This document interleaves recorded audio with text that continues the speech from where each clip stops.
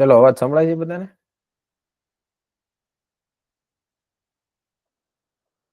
Okay, તો આપણે આજનો સેશન શરૂ કરીએ. તો આપણે લાસ્ટ લેક્ચરમાં જોયું હતું પ્રક્રિયાને કઈ રીતે દર્શાવવી, બરોબર? અવાજ સંભળાય છે ને? તો હવે આપણે જોવાનું છે ઈ છે પ્રક્રિયાના પ્રકાર. હવે તમે કહેશો સર તમે પ્રક્રિયાના પ્રકાર લખાવ્યા હતા, ઝડપી પ્રક્રિયા, ધીમી પ્રક્રિયા, બરોબર? ઈ વાત આપણે કરી હતી, વાત સાચી હતી. ઈ પ્રક્રિયા છે એના ઝડપ અથવા સ્પીડ, ઝડપના આધારે પ્રકાર આપણે જોયા હતા ને. ખૂબ ઝડપી પ્રક્રિયા, મધ્યમ પ્રક્રિયા અને ખૂબ ધીમી પ્રક્રિયા. તો ખૂબ ઝડપી આપણે નો લીધું, આપણે ખૂબ ધીમી પણ નથી લેતા, આપણે કઈ લઈએ મધ્યમ. મધ્યમ પ્રક્રિયા એટલે કે મોડરેટ, કે જે લગભગ મિનિટ કલાકમાં થાય, એના વિશે આપણે ચર્ચા કરવાની હતી, બરાબર? હવે વાત આવે છે પ્રક્રિયા, ચાલો મધ્યમ લીધી. હવે પ્રક્રિયા કેટલા તબક્કામાં પૂરી થાય? તબક્કા એટલે સ્ટેપ, મતલબ કે હું એક પ્રક્રિયા લખું કે A થી D, બરાબર? તો આપણને દેખાય ભલે આવી રીતે, પણ એનો મતલબ એમ નથી કે એક તબક્કામાં પૂરી થતી હોય. ઘણી પ્રક્રિયા એક તબક્કામાં થતી હોય. માનો કે આ પ્રક્રિયામાં વચ્ચે A થી પેલા B બન્યો, B થી પછી C બન્યો, C થી પછી D બન્યો. તો જો એક તબક્કો, આ બીજો તબક્કો અને આ ત્રીજો તબક્કો, તો 3 તબક્કા પછી આપણને પ્રક્રિયકમાંથી નિપજ મળે. તો આ વચ્ચે શું છે, બરાબર? તો આ જે વચ્ચે છે એને શું કહેવાય? મધ્યમવર્તી. મધ્યમવર્તી અથવા એને કહેવાય ઇન્ટરમીડિયેટ. એને શું કહેવાય? ઇન્ટરમીડિયેટ. હું તમને ગ્રાફથી સમજાવીશ વ્યવસ્થિત કે કોને આપણે સક્રિયકૃત સંકીર્ણ કહીએ છીએ, કોને એક્ટિવેટેડ કોમ્પ્લેક્સ કહેવાય, અથવા કોને ઇન્ટરમીડિયેટ અથવા મધ્યવર્તી તરીકે ઓળખાય, બરાબર? તો એની ચર્ચા આપણે કરવાની છે.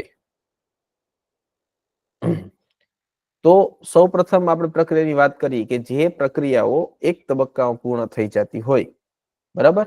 અને તે પ્રક્રિયા જે છે એ એક તબક્કામાં પૂરી થાય એટલે એ સરળ પ્રક્રિયા કહેવાય. કેમ આપણે સરળ સાદું યંત્ર જેને કહીએ, પછી આવે જટિલ યંત્ર, એવી રીતે આમાં સરળ પ્રક્રિયા, સાદી પ્રક્રિયા, પ્રાથમિક પ્રક્રિયા, અને અંગ્રેજીમાં કહેવાય એલિમેન્ટરી રિએક્શન, જે એક તબક્કામાં પૂરી થાય, કે જેનો પ્રક્રિયાનો દર પ્રક્રિયકની સાંદ્રતાના સહગુણકને જ ઘાતાંકમાં આપણે લઈએ છીએ, બરાબર? તો પહેલું નિયમ યાદ રાખજો, પ્રાથમિક પ્રકારની પ્રક્રિયાનો મતલબ શું થશે? કે એવી પ્રક્રિયા જે એક તબક્કામાં પૂર્ણ થઈ જતી હોય. માનો કે આપણી પાસે પ્રક્રિયક A છે, બરાબર? તો એમાંથી આપણને મળે છે નિપજ. ઉદાહરણ તરીકે હાઇડ્રોજન અને ઓક્સિજન વચ્ચે પ્રક્રિયા થાય ને એક જ તબક્કામાં એ બે વચ્ચે સંયોજન થઈને તમને પાણી ઉષ્મા મળે. બરાબર? આમાં લખ્યું નથી પણ તમને ખબર છે હાઇડ્રોજન ઓક્સિજનની હાજરીમાં સળગી અને ઉષ્મા અને પાણી મુક્ત કરે છે. તો એક જ તબક્કામાં થાય, વચ્ચે કોઈ મધ્યમવર્તી કે એવું કઈ બનતું નથી. તો એને પ્રાથમિક પ્રકારની પ્રક્રિયા કહેવાય, બરાબર? હવે વાત આવે છે કે પ્રક્રિયા તો આપણે જોઈએ, બરાબર? તો સામાન્ય આપણે પ્રાથમિક પ્રક્રિયા માટે તે પ્રક્રિયાનો ક્રમ એને કહેવાય ઓર્ડર ઓફ રિએક્શન. પ્રક્રિયા કયા ક્રમની છે? શૂન્ય ક્રમની પ્રક્રિયા છે કે પ્રથમ ક્રમની પ્રક્રિયા છે, બરાબર? તો એ પ્રાથમિક માટે જો આપણે મેળવવું હોય તો આપણે માત્ર સહગુણકને જ ઘાતાંકમાં લેવાના છે. તો આ જે છે ને એ સક્રિય દળના સિદ્ધાંતના નિયમ અનુસરે છે, બરાબર? એટલે હાઇડ્રોજન ઓક્સિજન ની આપણે વાત કરીએ તો પ્રક્રિયા આવી રીતે 2H2 + O2, આમાં શું બનશે? 2H2O. તો બે હાઇડ્રોજન ના અણુ છે, એક હાઇડ્રોજન, આ બીજો હાઇડ્રોજન, એની સાથે એક ઓક્સિજન નો અણુ જોડાય, તો કુલ આના સહગુણો કેટલા છે? તો કે 2. આના સહગુણો કેટલા છે? 1. સક્રિય દળનો સિદ્ધાંત શું છે? તો ઈ અહીંયા વેગ નિયમને અનુસરે. R ચલે છે, પેલો પ્રક્રિયા કોણ? હાઇડ્રોજન, તો એના સહગુણક 2, તો નો વર્ગ. બીજો પ્રક્રિયક ઓક્સિજન, એના સહગુણક 1. તો એનો મતલબ કે આ પ્રક્રિયામાં હાઇડ્રોજન જે છે એ દ્વિતીય ક્રમને અનુસરે, બરાબર? અને ઓક્સિજન છે એ પ્રથમ ક્રમને અનુસરે. અને તમે આખી પ્રક્રિયા માટે પ્રક્રિયા ક્રમ ગોતવા જાઓ તો આ સહગુણકના ઘાતાંકનો સરવાળો એટલે કેટલા થશે? 3. એટલે આ થશે ત્રીજા ક્રમની અથવા એને કહેવાય તૃતીય ક્રમની પ્રક્રિયા. તૃતીય ક્રમની પ્રક્રિયા એને અંગ્રેજીમાં કહીએ આપણે થર્ડ ઓર્ડર રિએક્શન. પરંતુ પ્રશ્ન પૂછા હાઇડ્રોજનના સંદર્ભમાં તો એ થાય સેકન્ડ ઓર્ડર રિએક્શન, એટલે કે બીજા ક્રમની પ્રક્રિયા, કારણ કે સહગુણક 2 છે. હવે આ માત્ર ને માત્ર પ્રાથમિક પ્રક્રિયાઓ માટે જ આપણે સીધી આપણે એના સહગુણકને અહીંયાથી ઉઠાવી અને ઘાતાંક ઉપર મૂકી શકીએ. જો પ્રક્રિયાઓ એક કરતા વધારે તબક્કામાં થતી હોય અને એની અંદર કોઈ સક્રિયકૃત સંકીર્ણ બનતું હોય, મધ્યવર્તી સંયોજન બનતું હોય, કાર્બોકેટાઇન એનાઇન કોઈ બી બનતું હોય, તો આવી રીતે ક્યારેય દર્શાવવાનું નહીં. આવું ક્યારે દર્શાવવાનું? જ્યારે પ્રક્રિયા પ્રાથમિક હોય, એક તબક્કામાં પૂરી થાય, તમને કહેવામાં આવશે પ્રાથમિક છે, એક તબક્કામાં પૂરી થાય, તો આ જે હોય એને તમારે સહગુણકમાં દર્શાવી દેવાનું. બરાબર?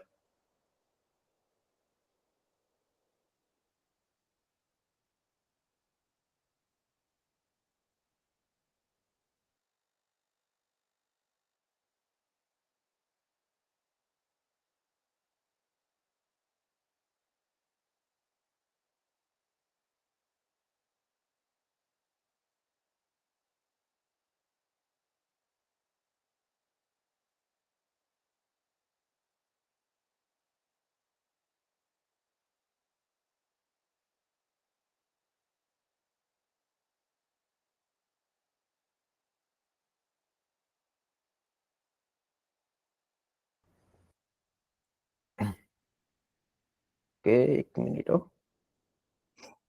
સ્કૂલ જોઈન થઈ.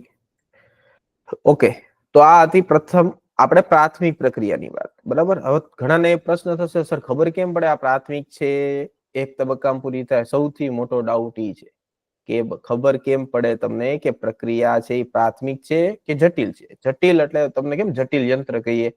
તો સાદું યંત્ર કોને કહેવાય? તો કે તમારી ઘરે પાનું, પકડ, પેચ્યું અથવા કાતર, આ બધું સાદું યંત્ર છે.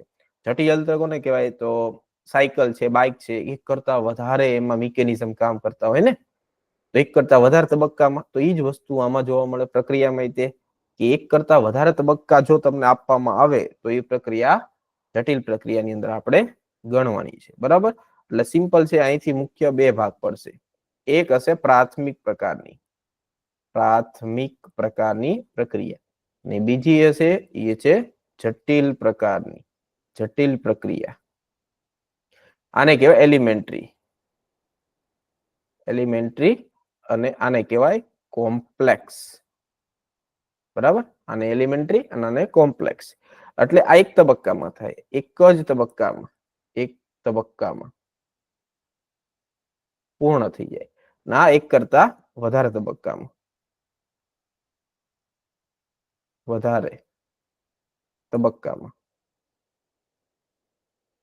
પૂર્ણ થાય. હવે એની પણ આપણે વાત કરીએ કે જટિલ પ્રક્રિયામાં જે છે પ્રક્રિયાક્રમ કઈ રીતે મેળવવો. હા, તો ઈ બહુ જરૂરી છે, કારણ કે સૌથી વધારે પ્રશ્ન જટિલ પ્રક્રિયાનો પ્રક્રિયાક્રમ આવડે. તો હું તમને ખાલી એમ કહી દઉં કે ચલો ભાઈ 2a + b છે, એમાંથી બને છે c + d. તો હું એમ કહું આ પ્રાથમિક પ્રક્રિયા છે, પ્રાથમિક. તો તમારે એવું સ્વીકારી જ લેવાનું કે એક તબક્કામાં પૂર્ણ થઈ જાય.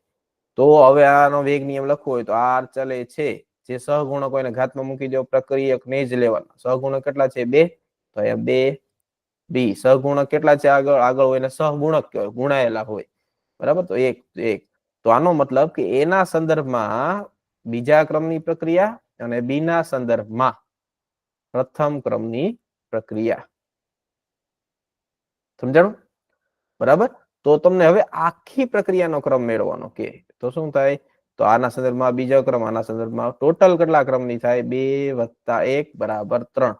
તો એનો મતલબ કે આ પ્રક્રિયા થઈ ગઈ તૃતીય ક્રમની. આ પ્રક્રિયાનો ઓવરઓલ ઓર્ડર ઓફ રિએક્શન થાય તૃતીય ક્રમ. બરાબર? તૃતીય ક્રમની પ્રક્રિયા. બરાબર? યાદ રાખજો. તો આ છે પ્રાથમિક પ્રકારની પ્રક્રિયાની વાત આપણે જ્યારે કરીએ તો આ વસ્તુ આપણે લેશું. ઓકે, તો સિંગલ સ્ટેપમાં થાય અને એનો આપણે પ્રક્રિયાક્રમ મેળવીએ તો એનો જે તત્વયોગમિતીય ગુણાકાર, સહગુણકને આપણે તત્વયોગમિતીય ગુણાકાર તરીકે લઈએ. અંગ્રેજીમાં એને કહેવાય સ્ટોઇકિયોમેટ્રી કોએફિશિયન્ટ. બરાબર? જે આગળ ગુણેલા હોય પ્રક્રિયામાં. તમે કે જો તમારી સામે જે છે એમ હાઇડ્રોજન છે, તો એ હાઇડ્રોજનમાં શું છે? 2. તો હાઇડ્રોજનનો તત્વયોગમિતીય ગુણાકાર 2. ઓક્સિજનનો કેટલો આવે? 1. બરાબર? કેવી રીતે દર્શાવવાનું મેં તમને શીખવાડી દીધું. જટિલ પ્રક્રિયાની આપણે વાત કરીએ તો એક કરતા વધારે તબક્કામાં થાય. ઉદાહરણ તરીકે જો તમારી સામે આ પ્રક્રિયા છે HBr ની ઓક્સિજન સાથે, તો એમાંથી શું બનશે? તો કે H2O અને Br2 એમાંથી મુક્ત થશે. તમને એમ લાગે સર આ તો એક જ તબક્કામાં થાય? તો ઈ તમને આપેલું છે સમગ્ર પ્રક્રિયા, બધા તબક્કાને ભેગા કરીને બનાવેલી પ્રક્રિયા, બરાબર.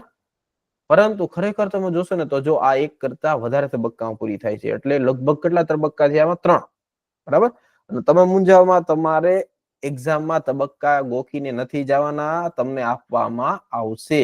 એટલે આ 3 તબક્કા તમને લખીને આપશે, બરાબર. હવે મેઇન વસ્તુ એ છે કે આ 3 તબક્કામાંથી આપણે પ્રક્રિયાક્રમ કઈ રીતે મેળવવો, હા, ઈ ખાસ તમારે શીખવું પડશે. તો ઈ તમને તબક્કા આપશે, એની સાથે એક વસ્તુ આપશે, બરાબર. હા, આ 3 તબક્કા છે ઈ આ પ્રક્રિયાના છે. એટલે આ પ્રક્રિયાના 3 કટકા થયા. હવે આના વધારે કટકા થાય નહીં. તો આ એક તબક્કો પોતે છે ને, ઈ એક આપણે કેમ જટિલ યંત્ર હોય તેનો એક નાનો ભાગ લઈ લઈએ તો સાદું યંત્ર થાય. તો આ જે એક જટિલ પ્રક્રિયા છે, તો એના નાના નાના કટકા કરો ને તો એ 3 સાદી પ્રક્રિયા કહેવાય, એને પ્રાથમિક પ્રક્રિયા કહેવાય. તો જટિલ પ્રક્રિયાના તબક્કા હંમેશા પ્રાથમિક પ્રક્રિયા તરીકે વર્તે, બરાબર. તો હવે આપણે જટિલ પ્રક્રિયાનો પ્રક્રિયાક્રમ કઈ રીતે મેળવવાનો? તો એમાં તમને હજી એક વસ્તુ આપશે. તો એ સાઈડમાં તમને એક એનો વેગ નિર્ણાયક તબક્કો આપશે. વેગ નિર્ણાયક તબક્કો કોને કહેવાય? અંગ્રેજીમાં કહેવાય rate determining step. Rate determining step કોને કહેવાય? એક ઉદાહરણથી હું તમને સમજાવું, પછી આપણે આ પ્રક્રિયા ઉપર આવી, બરાબર. પહેલા તમને એક સિમ્પલ ઉદાહરણ દ્વારા સમજાવું. માનો કે એક પ્રક્રિયા તમને આપેલી છે A પ્લસ અહીંયા 2B, આમાંથી બને છે 3D પ્લસ F, બરાબર. તો માનો કે પ્રક્રિયા આમ છે, તો A પ્લસ અહીંયા B થશે, અહીંયા બનશે C પ્લસ D, અહીંયા પાછું B પ્લસ C, તો અહીંયા બનશે પાછું 2D પ્લસ F. હાલ, તો આ એક મૂળ પ્રક્રિયા છે. આનો એ પહેલો તબક્કો, આ બીજો તબક્કો, બરાબર. આ જટિલ પ્રક્રિયા છે. હવે તમે આ બેનો સરવાળો કરશો ને તો જો આ પ્રક્રિયા ઓટોમેટિક બની જશે. આ 2B, C કેન્સલ, 2D ને D 3D અને F, બરાબર. હવે આ બે તબક્કામાં એક તબક્કો જે હશે, માનો કે હું એમ લખું કે આ જે છે એ ધીમો તબક્કો છે. શું છે? ધીમો. એને કહેવાય સ્લો સ્ટેપ, બરાબર. તો આ તબક્કો છે એ ઝડપી હશે તો એ તબક્કો નહીં ગણવાનો. જે ધીમો તબક્કો હોય ને એ તબક્કાને આપણે કહેવાનો છે વેગ નિર્ણાયક. નિર્ણાયક અંગ્રેજીમાં એને કહેવાય રેટ ડિટરમાઇનિંગ સ્ટેપ, બરાબર. તો વેગ નિર્ણાયક કોણ છે? જે ધીમો તબક્કો. અને તમને કહેવામાં આવશે કે આ વેગ નિર્ણાયક તબક્કો છે અથવા ધીમો તબક્કો છે. તો તમારી નજર એ ધીમા તબક્કા ઉપર પડવી જોઈએ, ધીમા તબક્કાના પ્રક્રિયક ઉપર, બરાબર. ધીમા તબક્કામાં કોણ છે? A અને B. હવે પ્રક્રિયા સામે જો, તો પ્રક્રિયા સામે આમાં A અને B આ છે, તો કે હા છે, તો કોઈ પ્રશ્ન નથી, બસ. તો જે ધીમો તબક્કો છે એમાં જે સહગુણક હોય એને આપણે R માં લઈ લેવાના. તો A નો સહગુણક કેટલા છે? 1, તો ઉપર 1 ઘાત. B ના સહગુણક કેટલા છે? 1, એની ઉપર 1 ઘાત. લ્યો, તો આ પ્રક્રિયાને આવી રીતે વેગ નિયમમાં દર્શાવે. અને આ 1 + 1 આપણને શું મળ્યું? 2. તો આ થઈ ગઈ દ્વિતીય ક્રમની પ્રક્રિયા. દ્વિતીય ક્રમની પ્રક્રિયા. તો આવી રીતે તમારે પ્રક્રિયાનો ક્રમ જટિલ માટે મેળવવાનો છે. તમને એક પ્રક્રિયા આપે, બરાબર. તો એ પ્રક્રિયાની અંદર તમને તબક્કા આપે. તો એ તબક્કામાં જે ધીમો તબક્કો છે એ આપણો વેગ નિર્ણાયક તબક્કો છે. તો આ જે ધીમો તબક્કો છે એમાં પ્રક્રિયક જોઈ લેવાના કે A અને B છે એ આપણી પ્રક્રિયામાં છે કે નહીં. જો દર વખતે એવું નહીં થાય, ક્યારેક થશે ને ક્યારેક નો પણ થાય, આમાં હતા તો આપણે મૂકી દીધું કે ચલો સહગુણક 1 છે 1 ઘાત, સહગુણક 2 હોય પાછી એની ઉપર 1 ઘાત, અને એનો સરવાળો કરી દીધો. દર વખતે એવું નહીં થાય, બરાબર. ક્યારેક સંતુલન તબક્કો હોય તો એનાથી આપણે મેળવવા પણ જવું પડે, બરાબર. જેમ કે તમારા નીટના PYQ માં પ્રશ્ન ઘણી વખત પૂછાયેલા હોય, હું સોલ્વ કરશો એટલે તમને સમજાશે જટિલ પ્રશ્ન કે જટિલ પ્રક્રિયાને કેવી રીતે સોલ્વ કરવું. હવે આને આપણે આની અંદર જોશું. તો આની અંદર એક તમને ધીમો તબક્કો આપે. જે ધીમો તબક્કો તમને આપવામાં આવશે એ તમારો વેગ નિર્ણાયક તબક્કો હશે. ચલો, આ પ્રક્રિયા છે HBr ઓક્સિજન. આમાં છે HBr ઓક્સિજન, HOBr HBr, 3 તબક્કા છે ને. તો આ 3 માંથી તમને એક ધીમો તબક્કો આપશે, બરાબર. એ ધીમા તબક્કા ઉપરથી તમારે નક્કી કરવાનો છે પ્રક્રિયાનો ક્રમ. ઓકે, ચલો. હવે આવે છે બીજો એક ટોપિક. આના આપણે દાખલા ગણશું એટલે તમને વધારે સમજાશે. એના આપણે થોડાક 2-3 પ્રશ્ન છે એ હું લખ્યું એટલે તમને વધારે સમજાય, બરાબર? 2-3 પ્રશ્ન હું ઉદાહરણ માટે આપું, 1-2 આપણે સોલ્વ કરીએ.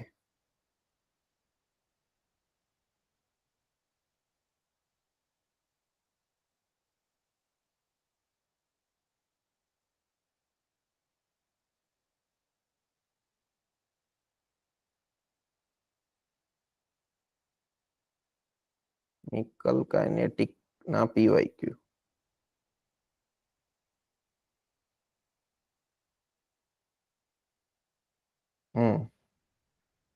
જો તમારા નીટના જે પીવાયક્યુ છે ને એમાંથી આપણે 1-2 ક્વેશ્ચન સોલ્વ કરીએ પ્રક્રિયાના, તમે લખી દઉં છું.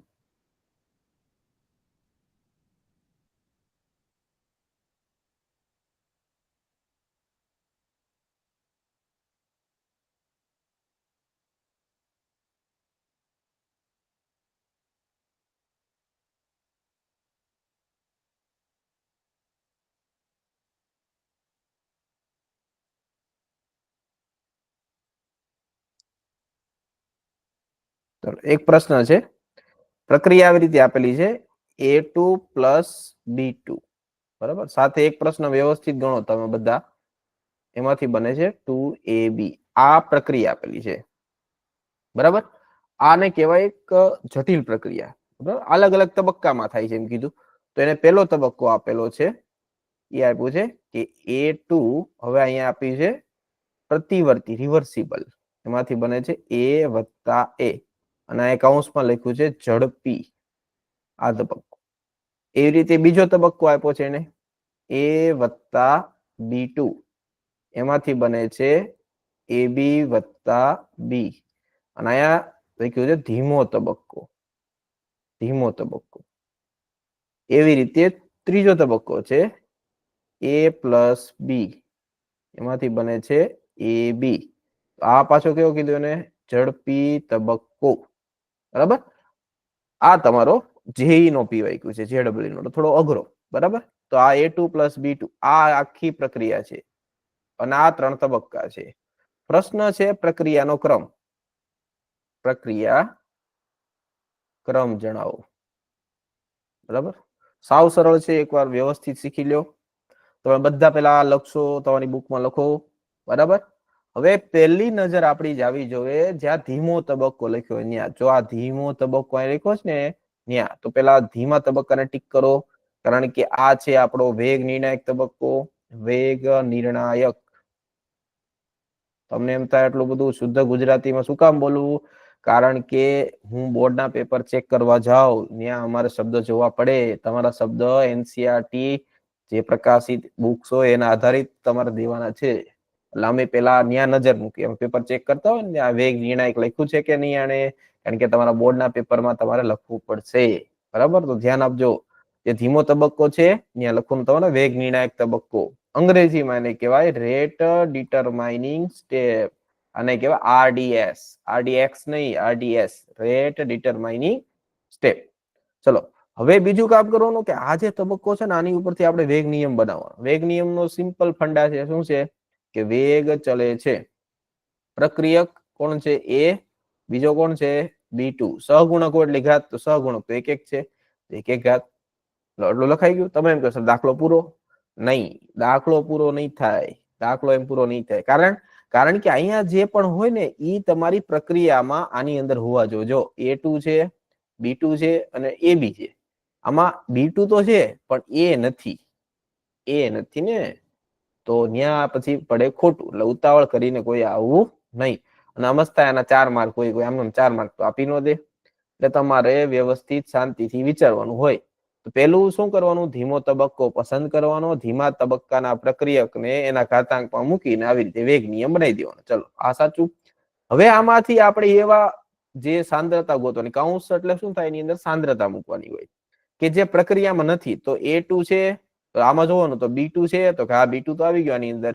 A છે, તો કે આમાં A તો કઈ નથી, મતલબ એ કંઈક વચ્ચે બને છે. એટલે એ છે ને એ આપણો મધ્યમવર્તી છે. શું છે? મધ્યમવર્તી, ઇન્ટરમીડિયેટ. તો એ જે છે એને આપણે ગોતવા જવું પડે, અને એને આપણે કેમાંથી ગોતવા જવાનો? તો જે તબક્કો સંતુલન તબક્કો છે, જે ઇક્વિલિબ્રિયમ સ્ટેપ છે એમાંથી આપણે એ ગોતવા જશું. બરાબર? તો ઇક્વિલિબ્રિયમ સ્ટેપ છે ને હું ફરીવાર લખું. ઇક્વિલિબ્રિયમ સ્ટેપ જે છે આપણું શું છે તો કે A2 એમાંથી બને છે A પ્લસ A. ચલો હવે આપણે આમાંથી એને કરતા બનાવવાનું છે. તો પેલા હું તમને સંતુલન ચેપ્ટર ધોરણ 11 ચેપ્ટર નંબર 7 સંતુલનમાં શું આવ્યું કે ઇક્વિલિબ્રિયમ બરાબર નિપજના છેદમાં પ્રક્રિયક નિપજ કોણ A છેદમાં પ્રક્રિયક કોણ A2 અને સહગુણક ને ઘાતમાં મૂકો. સહગુણક તો બધાને એ છે. ચલો કે મળી ગયો.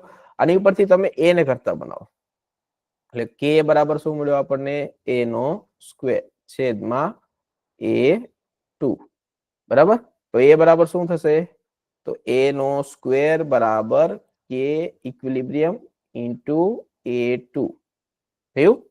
તો એ બરાબર થશે અહીંયા કે ઇક્વિલિબ્રિયમ વર્ગમૂળમાં આવી જશે અને અહીંયાથી A2 હવે આનું વર્ગમૂળ એટલે કેટલી ઘાત થાય કોને આવડે છે વર્ગમૂળ એટલે તો વર્ગમૂળ એટલે થાય 1/2 ઘાત. કેટલી થાય 1/2 ઘાત. હું આમ લખું ને √x તો આને કહેવાય x ની 1/2 ઘાત. આને કહેવાય વર્ગમૂળ. બરાબર આપણે શીખવાનું છે ભલે આવડે છે બધા વિદ્યાર્થીઓને આવડે એવું જરૂરી ન હોય એટલે ક્યારેક ન આવડે તો અહીંયાથી આપણે એ મેળવી લીધો. બસ તો આ આખી કિંમત આપણે જે પેલા વાળા પણ બનાવ્યું હતું ને પેલાની સ્લાઇડમાં અહીંયા જો આમાં મૂકવાની છે. પેલા શું હતું a અને b2 a અને b2 એમાં આ કિંમત મૂકવાની છે. તો r ચલે છે a અને b2 બરાબર. તો r બરાબર એક કે અહીંયા હતો અચળાંક તો મૂકશો ને આમાં તે. હવે a ની કિંમત મૂકો. એની કિંમત આપણી પાસે શું મળી તો a બરાબર વર્ગમૂળમાં કે ઇક્વિલિબ્રિયમ અને A2 ઉપર 1/2 એટલે વર્ગમૂળ. બસ આ કિંમત અહીં મૂકીએ આપણે એટલે કે ઇન્ટુ કે ઇક્વિલિબ્રિયમ ઈ વર્ગમૂળમાં આ તો બે અચળાંક છે. અચળાંકનો ગુણાકાર એક નવો અચળાંક થશે એટલે નવો એક અચળાંક આવી ગયો કે ડેશ. અહીંયા મળી ગયો આપણી પાસે A2 ઉપર 1/2 ઘાત અને B2 ઉપર 1 ઘાત. એટલે A2 ના સંદર્ભમાં પ્રથમ ક્રમની પ્રક્રિયા B2 ના સોરી પ્રથમ ક્રમની કીધી A2 ના સંદર્ભમાં કેવી થાય અડધા ક્રમની B2 ના સંદર્ભમાં પ્રથમ ક્રમની અને આખો ઓવરઓલ પ્રક્રિયા ક્રમ થાય 1/2 વત્તા 1 3/2 એટલે દોઢમા ક્રમની પ્રક્રિયા થઈ ને. જો પ્રક્રિયા ક્રમ મેં કીધું એમ પ્રક્રિયા ક્રમ શૂન્ય પણ હોઈ શકે પ્રક્રિયા ક્રમ અપૂર્ણાંકી હોઈ શકે પૂર્ણાંકી હોઈ શકે ઋણ પણ હોઈ શકે ધન પણ હોઈ શકે કોઈ પણ હોઈ શકે. તો આવી રીતે દાખલો ગણવાનો છે. બરાબર તો બધાનો જવાબ આવી ગયો. દોઢમા ક્રમની પ્રક્રિયા ગણો છો ને બધા. હા તમારે જોવું પડે પાછું સ્ક્રીનમાં દેખાવતો જો. ઓકે લ્યો બસ કોપી નથી મારવાની જાતે ગણવાનું છે. ગણો છે એક દાખલો હે હજી એક દાખલો આપું ને ટ્રાય કરો પ્રેક્ટિસ કરો. બીજો એક દાખલો આ દાખલો ત્યાં તમે ગણી નાખો. હવે નીટનો એકાદો પ્રશ્ન હું તમને આપું જે રાસાયણિક પ્રક્રિયા વાળો છે. ચલો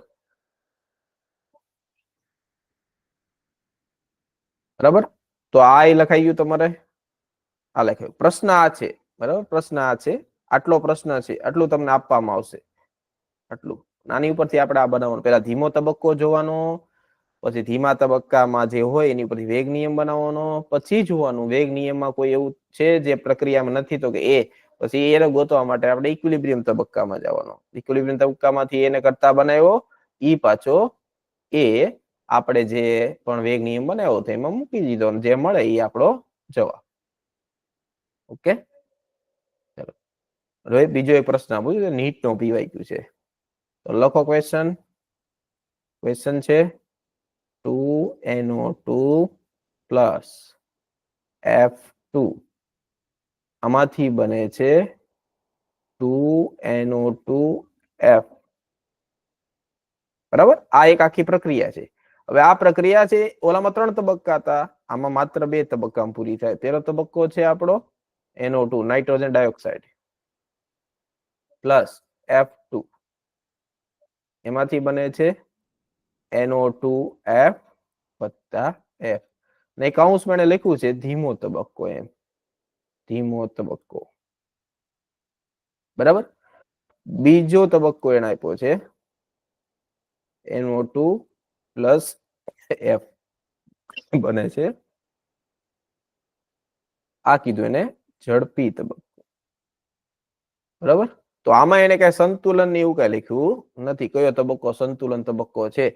થોડો પ્રશ્ન ઓલા કરતા સરળ થઈ ગયો, બરાબર, કારણ કે આમાં આન્સર આવી જતો હશે એમને. તો આપણે શું કહેવાનું પહેલા જોઈ લેવાનું આ પ્રશ્નમાં કે જે ધીમો તબક્કો છે ઈ આપણો છે વેગ નિર્ણાયક તબક્કો. શું છે? રેટ ડિટરમાઇનિંગ સ્ટેપ, RDS, વેગ નિર્ણાયક તબક્કો. તો આ છે આપણો વેગ નિર્ણાયક તબક્કો. તો એની ઉપરથી આપણે એનો વેગ બનાવ્યો, પ્રક્રિયાનો વેગ અથવા દર R ચલે છે NO2, અહીંયા કેટલા છે 1, એટલે ઉપર 1 ઘાત લખશું. અહીંયા કેટલા છે 1, તો F2 ઉપર પણ 1 ઘાત લખશું. હવે જોવાનું આખી પ્રક્રિયામાં પહેલા NO2 છે તો કે NO2 છે, F2 છે તો કે F2 છે, મતલબ આપણે કોઈને ગોતવા જવાની જરૂર નથી, પ્રશ્ન સરળ થઈ ગયો, બરાબર. હવે બસ આ જ આપણો આન્સર. તો R બરાબર K, NO2 પર 1 ઘાત F2 પર 1 ઘાત. તો NO2 ના સંદર્ભમાં પ્રથમ ક્રમની, F2 ના સંદર્ભમાં પ્રથમ ક્રમની, આખી પ્રક્રિયાનો ક્રમ 1 વત્તા 1 નો સરવાળો થાય એટલે કેટલા આવશે 2, એટલે આન્સર આવશે દ્વિતીય ક્રમની પ્રક્રિયા. શું આવશે આન્સર? Second order reaction. આનો આન્સર આવશે second order reaction, order reaction દ્વિતીય ક્રમની પ્રક્રિયા છે, બરાબર. એટલે ઓલા કરતા થોડોક સરળ પ્રશ્ન થઈ ગયો, એટલે તમને એમ સમજાય વ્યવસ્થિત. ઓલો થોડો અઘરો હોય ને એટલે. કદો બીજો ટ્રાય કરીએ આપણે, બીજો પ્રશ્ન જે આપણે ભણ્યા એમાંથી તમને થોડી પ્રેક્ટિસ થઈ જાય, મજા આવે.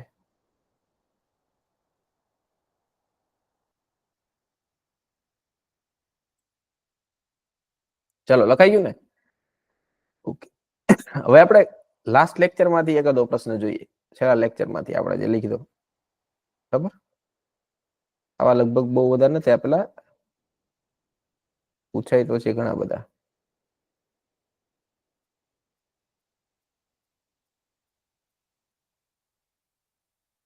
તબક્કા વાળા. ચલો હજી એક છે, ટ્રાય કરો. આ છે નીટ નો PYQ છે, જે શિફ્ટમાં પણ આવેલો હતો. પ્રક્રિયા આપેલી છે 2 મોલ ઓઝોન, એમાંથી બને છે 3 મોલ ઓક્સિજન. આને કે ઓઝોન નું વિઘટન થવું ઓક્સિજન. આ પ્રક્રિયા છે, અલગ અલગ 2 તબક્કામાં થાય છે. પહેલો તબક્કો આપેલો છે ઓઝોન, અને એ સંતુલન તબક્કો આપ્યો છે, એમાંથી O2 વત્તા નવજાત ઓક્સિજન. બીજો તબક્કો આપ્યો છે નવજાત ઓક્સિજન, ઓઝોન આરે પ્રક્રિયા કરે. સોરી, નવજાત હોય ને એને હંમેશા આપણે કૌંસમાં રાખવાનું હોય, નવજાતને હંમેશા કૌંસમાં રાખવાનું. O3, તેમાંથી બનશે 2O2. હાલો, ચલો તમારી સામે આ પ્રશ્ન છે. પ્રશ્ન શું છે કે આ જે મુખ્ય પ્રક્રિયા છે એનો પ્રક્રિયા ક્રમ જણાવો, પ્રક્રિયા ક્રમ જણાવો. બોર્ડમાં આવશે, ગુજસેટમાં આવશે, નીટમાં આવશે, JEE માં આવશે, 4 માં આવા પ્રશ્ન આવશે, 4 માર્કના આવશે, બરાબર. બધાએ ફરજિયાત ગણવાના છે. હા, હવે વાત કરીએ, આ સાઈડમાં લખ્યું છે આ ઝડપી છે અને આ લખ્યું છે ધીમો, બરાબર. આ તમને આપેલું છે પ્રશ્નમાં. ચલો ટ્રાય કરો, હાલો ગણો. મારી પેલા તમે બધા પ્રક્રિયા ક્રમ ગોતી નાખો, હાલો. મેં શીખવાડ્યું છે તમને પેલા શું કરવાનું, બરાબર. આ પ્રક્રિયા છે તમારી. પેલા ગોતવાનો ધીમો તબક્કો, જો ધીમો લખ્યો છે તો ધીમા તબક્કામાં જે પ્રક્રિયા હોય ને એનાથી વેગ બનાવવાનો છે. તો R ચલે છે નવજાત ઓક્સિજન અને ઓઝોન. લ્યો, થઈ ગયું. હવે ચેક કરવાનું કે આ O અને O3 બે માં છે, તો કે આમ O3 તો છે પણ O નથી, જોયું. હવે O ને ગોતવા જવાનું એટલે ક્યાંથી કરતા બનાવશું, તો કે સંતુલન ચેપ્ટર થી. તો ત્યાં તમારે ઉપયોગ કરવાનો છે સંતુલનનો, બરાબર. તો આ જે ઝડપી છે ત્યાં તમારે સંતુલનનો ઉપયોગ કરવાનો છે, સંતુલન, ઇક્વિલિબ્રિયમ નો ઉપયોગ કરવાનો છે. ચલો રકમ લખાઈ ગઈ, વેગ બની ગયો. તો હું શીખવાડું તમને અહીંયા. ઓક્સિજન ને કેમ કરતા બનાવવાનું. તો પ્રક્રિયા કેવી રીતે આપી તમને તબક્કામાં, તો ઓઝોનનું વિઘટન થશે અને આની અંદરથી તમને મળશે O2 પ્લસ નવજાત ઓક્સિજન પ્લસ નવજાત ઓક્સિજન. ચલો હવે આના ઉપરથી આપણે પેલા તો કે ઇક્વિલિબ્રિયમ બનાવીએ. સંતુલન ચેપ્ટરમાં કે કેવી રીતે મળે, તો કે નિપજના છેદમાં પ્રક્રિયક ને સહગુણક ને ઘાતમાં મૂકો. આ સહગુણક બધાના એક એક જ છે તો બધાની ઘાત એક આવશે. નિપજ કોણ છે, તો કે ઓક્સિજન. બીજી નિપજ કોણ છે, આ નિપજ કહેવાય આ બાજુ હોય ને, નવજાત ઓક્સિજન. છેદમાં પ્રક્રિયક કોણ છે, O3. સહગુણક તો બધે એક એક છે, લખો ન લખો ચાલ, એક ઘાત એટલે ઈ જ થાય. હવે આપણે કોને કરતા બનાવવાનું છે, આ નવજાત ઓક્સિજન. ચલો નવજાત ઓક્સિજન કરતા બનાવો તો નવજાત ઓક્સિજન બરાબર શું આવશે, તો કે ઇક્વિલિબ્રિયમ, અહીંયા આવશે ઓઝોન છેદમાં O2, સમીકરણ નંબર 1. હવે આ કિંમત આપણે O ની કિંમત આપણે પાછળ જે વેગ બનાવ્યો ને O આની જગ્યાએ મૂકવાની છે. તો R ચલે છે O ઇન્ટુ O3 બરાબર, એમાં આપણે કિંમત મૂકશું. વેગ શું હતો, O, ઓઝોન અને નવજાત ઓક્સિજન. તો આ કિંમત છે એ આપણે અહીંયા મૂકવાની છે, અહીંયા O ની જગ્યાએ. તો શું થશે, R બરાબર આનો અચળાંક કે હતો, આનો અચળાંક પાછો 2 કે ઇક્વિલિબ્રિયમ આવ્યો. હવે O ની જગ્યાએ આવશે O3 ના છેદમાં O2. ઉપર તો O3 એક હતો જ તે પહેલેથી, તો નવો અચળાંક આવશે K ડેશ. O3 2 હોય, ગુણાકાર હોય તો વર્ગ થશે છેદમાં O2. ઓકે ચલો, તો હવે જો તો ઓઝોન ના સંદર્ભમાં દ્વિતીય ક્રમ, O2 ના સંદર્ભમાં પ્રથમ ક્રમ. તો ઉપર જાય તો ફાઇનલ આપણને શું મળશે, તો આન્સર આવશે K ડેશ O3 ઉપર સ્ક્વેર અને O2 ઉપર જાય તો શું આવે, -1 આવે. શું આવે, -1. 2 ઓછા 1, 2 ઓછા 1 એટલે આન્સર આવશે 1. આન્સર આવશે 1. એટલે કે પ્રથમ ક્રમની પ્રક્રિયા છે. કેવી થઈ, પ્રથમ ક્રમની પ્રક્રિયા. બરાબર, તો વ્યવસ્થિત બધા લખી નાખો. આજે આપણે સોલ્વ કર્યા ને આ બધા છે JEE નીટના PYQ જૂના વર્ષના પ્રશ્ન, અને આવા જ પ્રશ્ન પૂછાવાના છે. તમે નીટમાં એક્ઝામ દેશો એટલે તમારે ધ્યાનમાં આવશે, અને આ ચેપ્ટર ખૂબ મહત્વનું છે. હું તો એમ કહું ગુજસેટમાં આવશે, બોર્ડમાં તો આવે જ છે, બોર્ડમાં તો દાખલો જ ગણવાનો તમારે. ચલો ગણાઈ ગયો બધાને? હું પાછો તમને જોઈશ ને તો સ્ક્રીન બદલાઈ જશે, તો ગણો તો છો.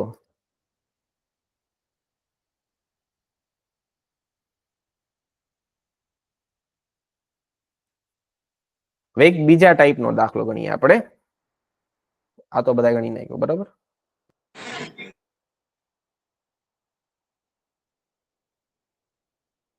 મેં તમને કીધું તું એક કે આપણે કેવી રીતે ટેબલ આપેલું હોય, કોષ્ટક આપેલું એની પરથી પ્રક્રિયાનો ક્રમ બનાવી શકીએ એમ. એવો દાખલો આપણે ગણીએ. મોટું જે ટેબલ આપ્યું હોય, ટેબલ વાળા દાખલા કેવી રીતે ગણવા, તો એક ટેબલ હું તમને આપું છું. આ એક તમારા JEE નો PYQ છે. તમને એક પ્રક્રિયા આપી છે, કઈ આપી છે, 2A પ્લસ B, એમાંથી બને છે C+D. બરાબર, તો તમને A અને B ની સાંદ્રતા આપેલી છે, અને પછી એનો વેગ આપ્યો છે. અહીં A ની સાંદ્રતા આપી છે, અહીંયા B ની સાંદ્રતા, અને અહીંયા R. બરાબર, અલગ અલગ પ્રયોગ દ્વારા. મેં તમને કીધું હતું ને, એને કહેવાય પ્રયોગ દ્વારા પ્રક્રિયા વેગ. આપણે શું વાત થઈ હતી, કોઈ પણ પ્રક્રિયાનો પ્રક્રિયાક્રમ કેમ નક્કી થાય, તો કે પ્રયોગ દ્વારા. તો એ પ્રયોગ કયો, તો એ આ છે જે હું લખું છું. તો પેલા શું કર્યું આપણે, એની સાંદ્રતા રાખી 0.1, બીની સાંદ્રતા પણ રાખી 0.1, ત્યારે વેગ કેટલો હતો, 6 × 10⁻³ બરાબર, મીટર મોલ પર સેકન્ડ, મોલારિટી પર સેકન્ડ, મોલ પર લીટર સેકન્ડ ઇનવર્સ. ઓકે, એવી રીતે જ્યારે બીજો પ્રયોગ કર્યો તો સાંદ્રતાની બદલીને 0.3 કરી નાખી, આની સાંદ્રતા 0.2 કરી નાખી, તો વેગ કેટલો છે, તો કે 7.2 10⁻². ત્રીજો એક્સપેરિમેન્ટ કર્યો, આની સાંદ્રતા 0.3 આમ રહેવા દીધી, આની 0.4 કરી દીધી, તો અહીંયા આવ્યું 2.88 10⁻1. ચોથો પ્રયોગ કર્યો, આની સાંદ્રતા 0.4 કરી દીધી, આની સાંદ્રતા 0.1, તો 2.4 × 10⁻². જો આવું તમને કોષ્ટકમાં આપે. બરાબર, આવું તમને કોષ્ટકમાં આપે.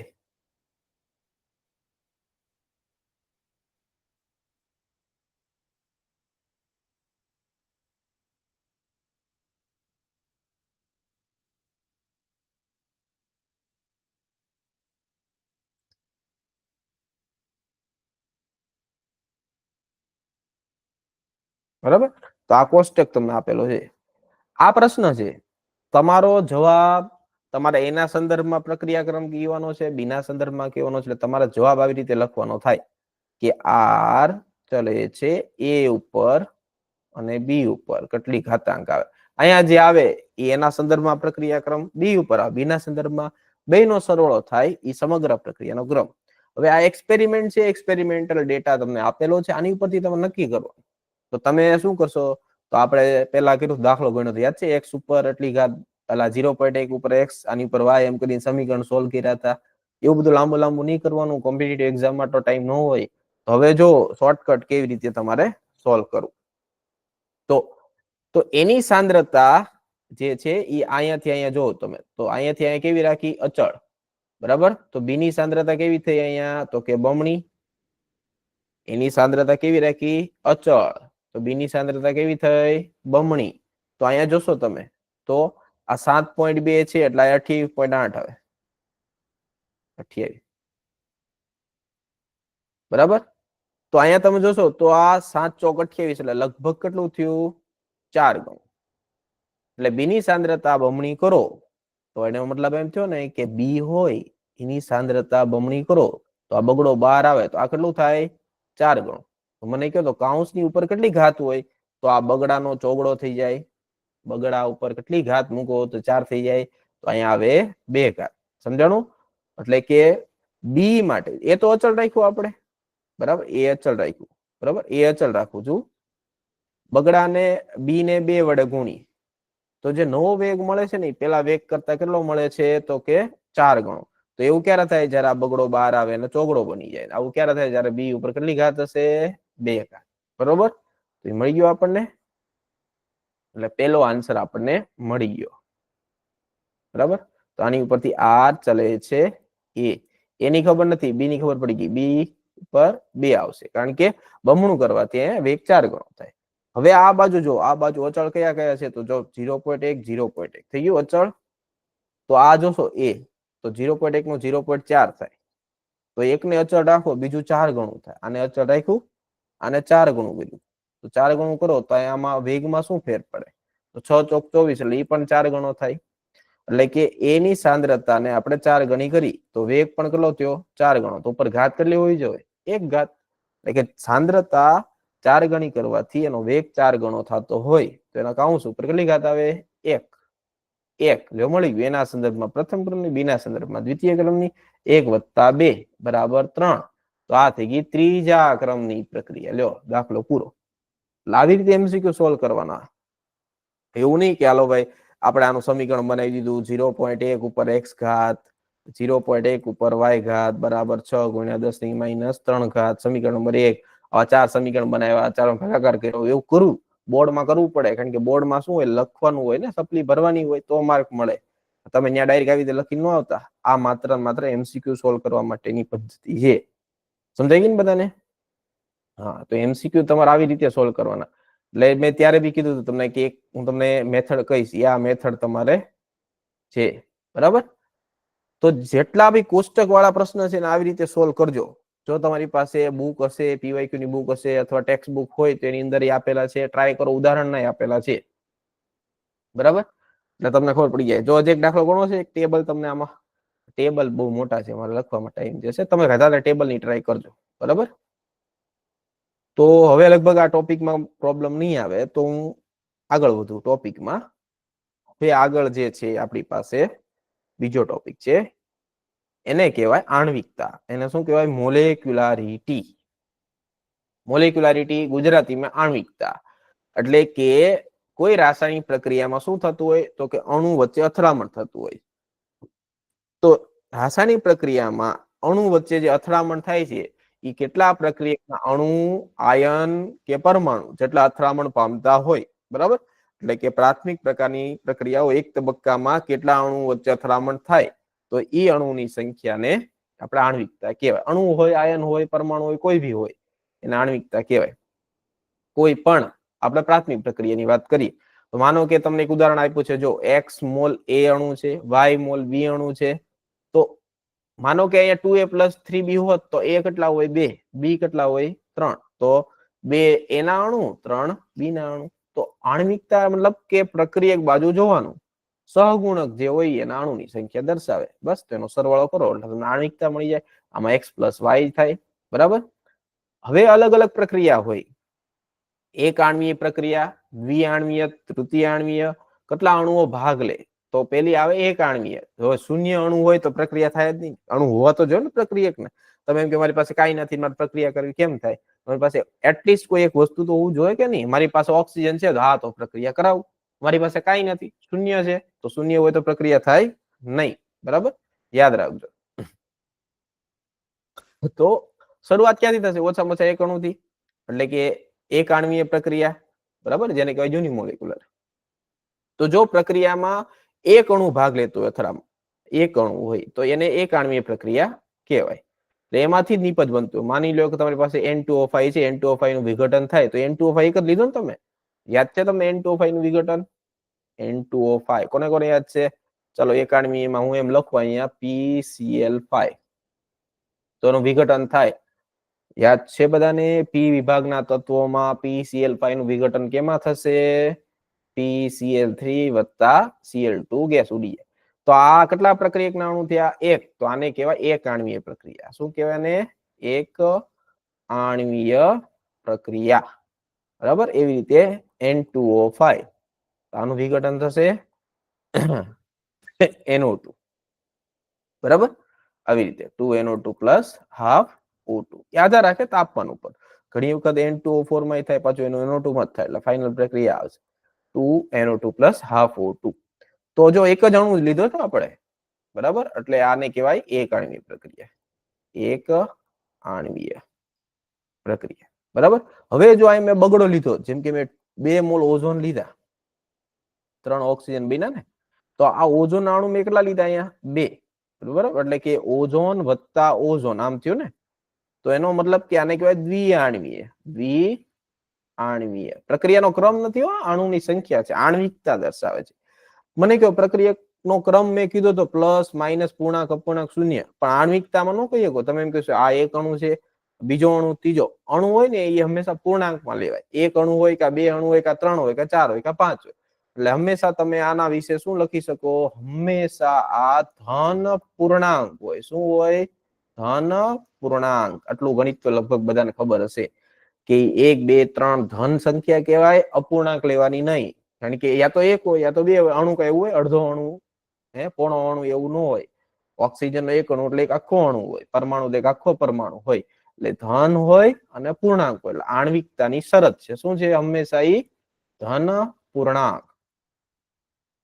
આણ્વિકતા હંમેશા ધન પૂર્ણાંક હોય, બરાબર, યાદ રાખજો. જયારે આપણે પ્રક્રિયા ક્રમ હતો ને, તો એમાં જોજો અડધા ક્રમની પ્રક્રિયા, દોઢમા ક્રમની પ્રક્રિયા, ઋણી આવે, શૂન્ય ક્રમની આવે, પણ આમાં એવું ન આવે. આમાં હંમેશા ધન પૂર્ણાંક હોય. ધન પૂર્ણાંક કોણ હોય? આણ્વિકતા. આણ્વિકતા એટલે ઓછામાં ઓછો એક અણુ તો હોવાનો જ છે. જ્યારે પ્રક્રિયા ક્રમમાં શું હતું? પ્રક્રિયા ક્રમ તો ઈ ધન હોય, ઋણી હોય, શૂન્ય હોય, અપૂર્ણાંક હોય, અપૂર્ણાંક હોય, કોઈ પણ હોઈ શકે. આણ્વિકતા હંમેશા ધન પૂર્ણાંક હોય. આ બે વચ્ચેનો મુખ્ય તફાવત ખબર પડી ગઈ ને? આણ્વિકતાનો મતલબ શું થાય? અણુ વચ્ચે, કેટલા અણુ વચ્ચે અથડામણ. અણુ વચ્ચે શું થાય? અથડામણ, બરાબર. કેટલા અણુ, કેટલા અણુ એક તબક્કામાં થતી પ્રક્રિયામાં ભટકાય, અથડામણ પામે, બરાબર, અને નિપજ બને સફળ સંઘાત થઈને.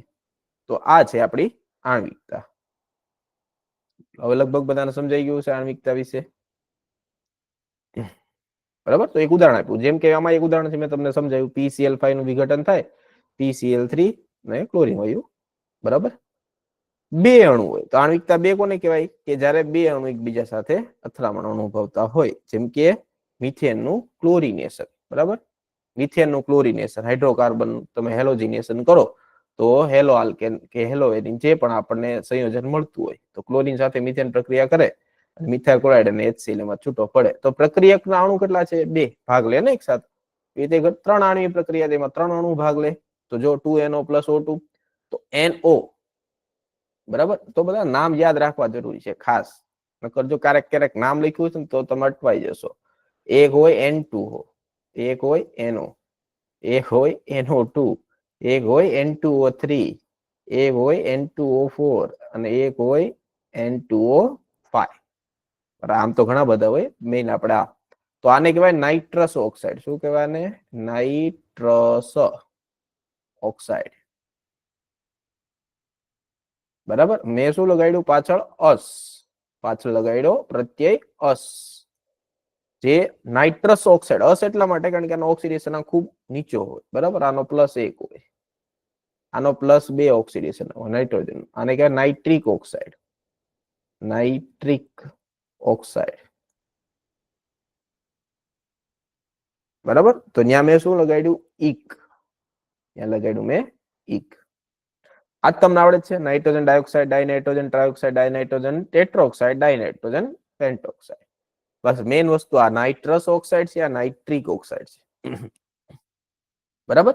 નાઇટ્રસ ઓક્સાઇડ બીજું નામ શું છે? લાફિંગ ગેસ, હાસ્ય વાયુ. બરાબર. એટલે શું થાય કે આમ માનો કે તમે આ નાઇટ્રસ ઓક્સાઇડ છે ને કોઈ એસી માં એમાં ફિટ કરી દીધો હોય તો જ્યાં બેઠા હોય રૂમમાં બધા દાંત કાઢીને બઠ્ઠા પડી જાય, પછી ઉભા આંખમાંથી આંસુ નીકળી જાય તો તમને દાંત જ આવે. એટલે આને લાફિંગ ગેસ તરીકે પણ ઓળખાય, નાઇટ્રસ ઓક્સાઇડ. બરાબર. તો બસ એ જ પ્રક્રિયા તમને આપેલી છે એને કે નહીં આપી છે? નાઇટ્રિક ઓક્સાઇડ ની આપી છે. નાઇટ્રિક ઓક્સાઇડ ની ઓક્સિજન સાથે પ્રક્રિયાથી તમને શું મળે છે? Nitrogen dioxide. એનું રીઝન હું તમને કહું. કેમ કે નાઇટ્રસ અને નાઇટ્રિક હાઈલી રિએક્ટિવ છે. NO છે ને આને કહેવાય નાઇટ્રિક ઓક્સાઇડ. Nitric oxide.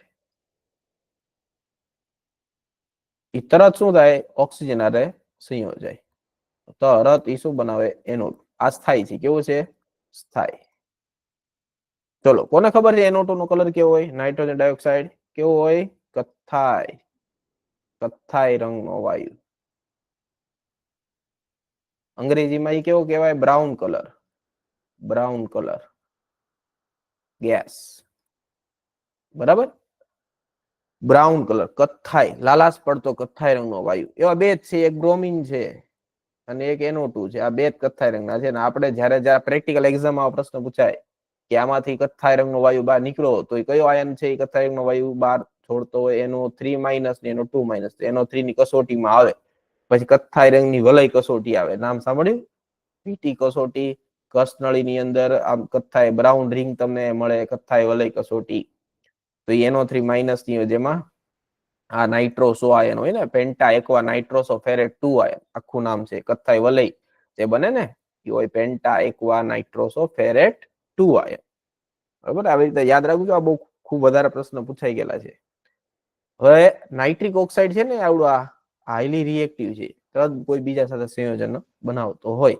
આ પણ નાઇટ્રિક ઓક્સાઇડ છે એ બનાવવો બહુ અઘરો છે. વાતાવરણમાં નાઇટ્રિક ઓક્સાઇડ બને, તમને ખબર છે? નાઇટ્રોજન હોય ને એ ઓક્સિજન સાથે જોડાય તો શું બનાવે? Nitric oxide. બરાબર. વાતાવરણમાં નાઇટ્રોજન અને ઓક્સિજન બે છે. આ લગભગ 70% છે, આ 20.99%. એટલે લગભગ 70% છે અને 21% જેટલું છે ને વાતાવરણમાં. હવે આ ક્યારે સંયોજાય? તો કે લગભગ 3000 કેલ્વિન જેટલું તાપમાન જોવે. તો આવું ત્યારે જ થાય જ્યારે ત્યાં થાય વીજળીનો ચમકારો. ચમકારો, ફ્લેશિંગ ઓફ લાઇટ. બરાબર. આ વીજળી પડે અહીંયા. બરાબર. તો એ વીજળી પડે જેવી એટલે ખૂબ વધારે, જો વીજળી પડે ને તાપમાન ખૂબ વધારે, જે આની યાર વીજળીનો ચમકારો થયો, આ બે વચ્ચે પ્રક્રિયા થાય અને ત્યારે નાઇટ્રિક ઓક્સાઇડ બનશે. ત્યારે બને. અથવા કોઈ સ્પેસ હોય, એટલે સોરી પાવર જેટ હોય, બહુ વધારે પાવરફુલ હોય ને નાઇટ્રો. બરાબર. તમે ગેમ રમતા હોય એમાં નાઇટ્રો બટન, નાઇટ્રો દબલે પાવર સ્પીડમાં કાર જાય, અથવા ફ્લાઇટ હોય, જેટ વિમાન હોય, એમાં બધામાં આનો ઉપયોગ થાય. બરાબર. યાદ રાખજો, નાઇટ્રિક ઓક્સાઇડ હાઈલી રિએક્ટિવ છે. અચ્છા, એવી આપણે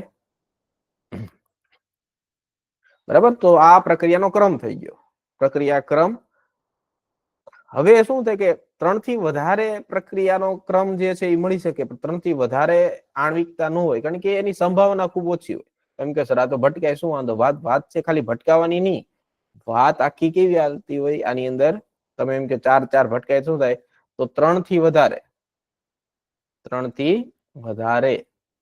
આણ્વિકતા એટલે મોલેક્યુલારિટી શક્ય નથી અથવા રેર કેસમાં શક્ય હોય. આવો પ્રશ્ન પૂછાય, સમજાવો. 3 થી વધારે કારણ, અને 3 થી વધારે એટલે 1 2 3 પ્રકારના અણુ તો છે જ તે. હવે 3 થી વધારે 4 5 6, એક તો એવી સંભાવના મને કહે છે 3 થી વધારે પ્રકારના અણુ એક સાથે ભટકાય અને સફળ સંઘાત, શું થવું જોઈએ, સફળ સંઘાત પામે. હવે સફળ સંઘાત પામે ને તો જ નિપજમાં પરિણમે છે. સફળ સંઘાત કોને કહેવાય, મેઇન વસ્તુ આવે, અને કહેવાય સક્સેસફુલ કોલોઝન. સક્સેસફુલ કોલિઝન મતલબ અથડામણ, સક્સેસફુલ એટલે સફળ. તો અણુઓ છે ને, માનો કે આપણી પાસે આ એ અણુ છે, આપણી પાસે આ બી અણુ છે, તો આ બે એકબીજા સાથે ભટકાય તો આમનો કઈ રાસાયણિક પ્રક્રિયા ન થાય, નહીં. આની કન્ડિશન હોય કે સફળ સંઘાત કોને કહેવાય, તો પેલું ઓછામાં ઓછી દેહલી ઉર્જા જેટલી ગતિ ઉર્જા હોવી જોઈએ. અને બીજું યોગ્ય દિક વિન્યાસમાં ભટકાવા જોઈએ, યોગ્ય દિક વિન્યાસ.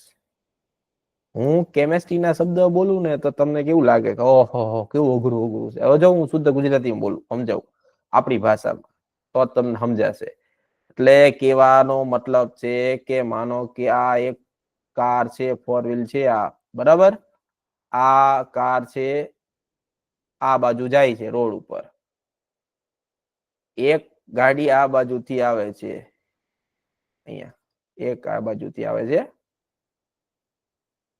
બરાબર. હવે સફળ સંઘાત કોને કહેવાય, સફળ સંઘાત એનો મતલબ થાય કે આ બંને છે ને, માનો આ ભાઈ હોય આવતા હોય 100 કિલોમીટર પ્રતિ કલાક, આ ભાઈ હોય આવતા હોય 100 કિલોમીટર પ્રતિ કલાક, આ ભાઈ આમ જાય, આ ભાઈ આમ જાય. હવે જો સાઈડમાંથી હોય છે તો ભટકાવાના જ નથી, બરાબર. તો જો ભટકાવ, એક તો પેલા તો એની ગતિ ઉર્જા કેટલી હોય છે, મેં કીધું એમ દેહલી ઉર્જા જેટલી, દેહલી ઉર્જા એને અંગ્રેજીમાં શું કહેવાય, થ્રેશોલ્ડ એનર્જી. એટલે કે તમારી ગાડી છે ને એ 100 ની કરતા વધારે સ્પીડમાં પેલા તો હાલવી જોઈએ, બરાબર, પેલી કન્ડિશન. આટલી સ્પીડ કરતા વધારે સ્પીડમાં તમારે હકાવવાની છે. બીજી કન્ડિશન શું છે કે બીજી કન્ડિશન યોગ્ય દિક વિન્યાસ. એટલે એમ નહીં કે સાઈડમાંથી આમ હોય ગયા કે ભાઈ આ ગાડી છે આમથી હોય ગઈ ને આ ગાડી આમથી હોય ગઈ, નહીં. સાઈડમાંથી સ્ક્રેચ પડવા નહીં જોઈએ. એમ કે યોગ્ય દિક વિન્યાસમાં ભટકાવો, એટલે બોનેટ ટુ બોનેટ ગાડી ભટકાવી જોઈએ, ગાડી થઈ જાય ટોટલ લોસ. સમજાણું? એટલે અહીંયા ગાડી નથી લેવાની, અહીં શું લેવાના છે, અણુ લેવાના છે. એમ કે છે કે આ ગાડી એટલી ધીમી ન હોવી જોઈએ, સાઈડમાંથી ન ભટકાવી જોઈએ, સ્પીડમાં અને બોનેટ ટુ બોનેટ. સમજાણું? એટલે આ છે એક અણુ લઈ લો તમે, શું લઈ લો, એક અણુ. આ એક બીજો અણુ લઈ લો, તો આ બે અણુ એકબીજા સાથે પેલા તો ફૂલ સ્પીડમાં, સ્પીડ એટલે આપણે અહીં ગતિ ઉર્જા લેશું, ઓછામાં ઓછી એની દેહલી ઉર્જા જેટલી ગતિ ઉર્જા હોવી જોઈએ, બરાબર, ફૂલ સ્પીડ હોવી જોઈએ. અને એ પાછા યોગ્ય દિક વિન્યાસ ને આપણે ગુજરાતીમાં બીજો શબ્દ શું વાપરીએ, દિક વિન્યાસ. એને કહેવાય દિશા, યોગ્ય દિશામાં, બરાબર. શબ્દ લખવાનો તો એનસીઆરટી નો તે ઓરિએન્ટેશન, આનો અંગ્રેજી શું થાય, ઓરિએન્ટેશન. ગુજરાતીમાં દિક વિન્યાસ કહેવાય. અવકાશમાં ગોઠવણી. એટલે અવકાશની અંદર જે અણુ છે એકબીજા સાથે ફૂલ સ્પીડમાં ભટકાવવા જોઈએ, અને પાછા બોનેટ ટુ બોનેટ, એટલે એક સામે સાઈડમાંથી ઘસીને હોય ગયું એવું ન ચાલે, તો જ એમાંથી નિપજનું સર્જન થાય. બાકી આમાંથી નિપજનું સર્જન શક્ય છે નહીં, નકર પ્રક્રિયક છે. પાછો આવી જશે ને, હું તમને ગ્રાફમાં પણ સમજાવીશ. સમજાણું?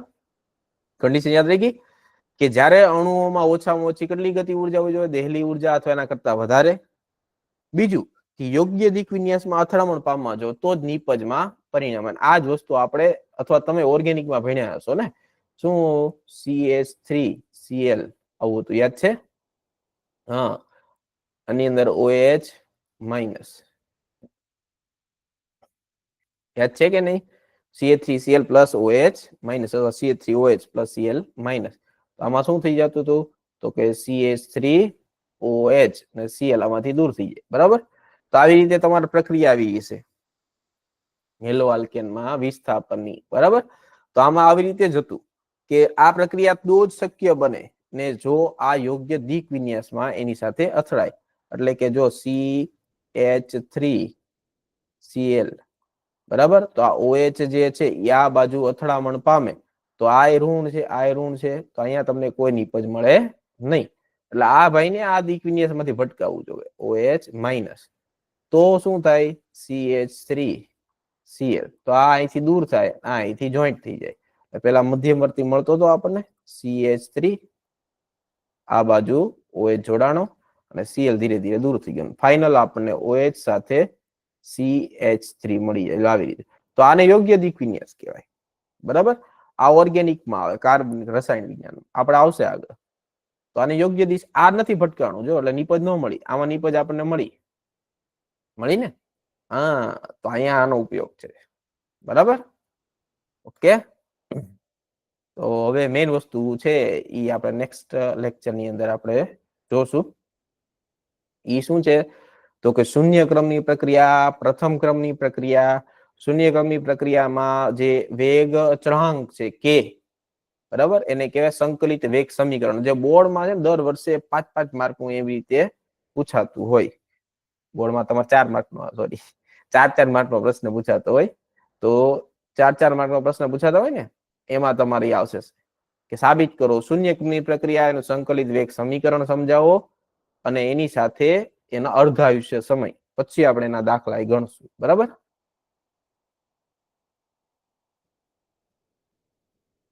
હા તો ચોક્કસ. ઓકે. જો કોઈ ડાઉટ હોય તો તમે જણાવી શકો છો. બરાબર. લેક્ચરનો સેશનનો ટાઈમ થઈ ગયો છે. મળીએ આપણે નેક્સ્ટ સેશનમાં. બુધવારે આપણો કેમિસ્ટ્રીનો સેશન હશે. આવતીકાલે તમારે મેથ્સ અને બાયોલોજીનો હશે. બરાબર. ચલો થેન્ક યુ.